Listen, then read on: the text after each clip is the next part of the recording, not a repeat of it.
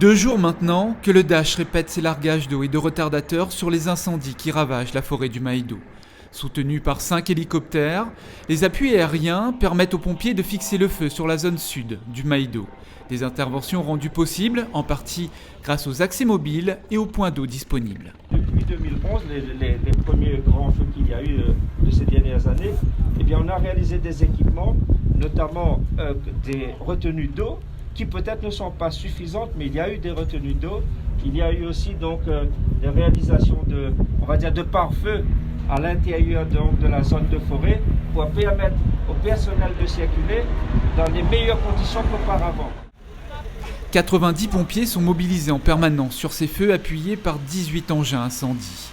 200 hectares sont déjà partis en fumée, principalement au cours de la nuit dernière, suite au fort vent qui a balayé la zone. Depuis ce matin, le feu a traversé la route forestière et menace la forêt primaire. Actuellement, on a effectivement une menace pour la forêt de tamarin, notamment des jeunes tamariniers qui est situé sur le secteur nord et où on met un maximum de moyens sur ce secteur pour empêcher tout risque de propagation. Mais comme je vous dis, on croise les doigts et tout va dépendre de la météo.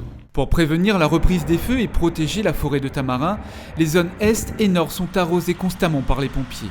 Des moyens supplémentaires doivent venir compléter les forces en présence. C'est vraiment tout le travail qui est mené par le Dash et par les 5 hélicoptères qui sont, bombardiers d'eau qui sont mobilisés.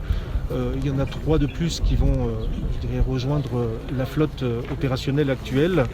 Je suis bien sûr en lien avec le ministère de l'Intérieur pour évaluer l'opportunité de projection d'un deuxième Dash.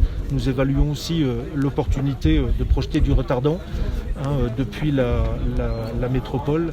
En 2010, 3500 hectares de végétation ont été détruits par les flammes, une catastrophe écologique que les hommes du feu sur le terrain tentent une nouvelle fois d'éviter.